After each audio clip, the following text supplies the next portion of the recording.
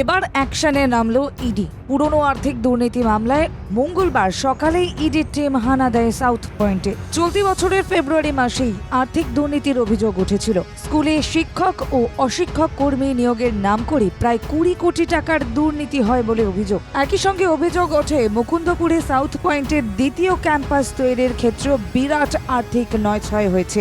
দুর্নীতির পরিমাণ 100 কোটি টাকা ছাপিয়ে যেতে পারে বলে মনে করা হচ্ছে। এই বিরাট দুর্নীতির অভিযোগ সংক্রান্ত মামলায় এদিন একাধিক জায়গায় চলে এনফোর্সমেন্ট ডিরেক্টরেটের অভিযান। স্কুলের ট্রাস্টি বোর্ডের প্রাক্তন সদস্য কৃষ্ণ দামানির বিরুদ্ধে দুর্নীতির অভিযোগ ছিলই। তার তদন্ত একটা সময় ছিল কলকাতা পুলিশের হাতে। কোটি কোটি টাকা আর্থিক তছরূপের অভিযোগে গ্রেফতার হয়েছিলেন কৃষ্ণ দামানি।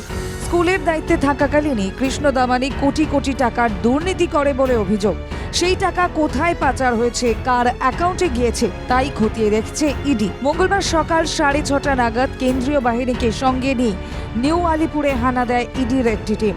প্রায় একই সময় ইডির আরেকটি টিম পৌঁছে যায় কসবার কায়েস্থপাড়ায়। নিউ আলিপুরে বি ব্লকের নলিনী রঞ্জন অ্যাভিনিউতে 88/1 বাড়িটি হল সাউথ পয়েন্টের পরিচালন সমিতির প্রাক্তন চেয়ারম্যান সুশীল কুমার দাগার।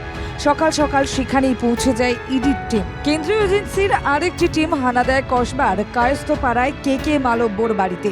একাধিক জায়গায় হানা দিয়ে কেন্দ্রীয় তদন্তকারী সংস্থা আর্থিক দুর্নীতির শিকড়ে পৌঁছতে চাইছে বলেই জানা যাচ্ছে। ব্যুরো রিপোর্ট, বাংলা জাগো।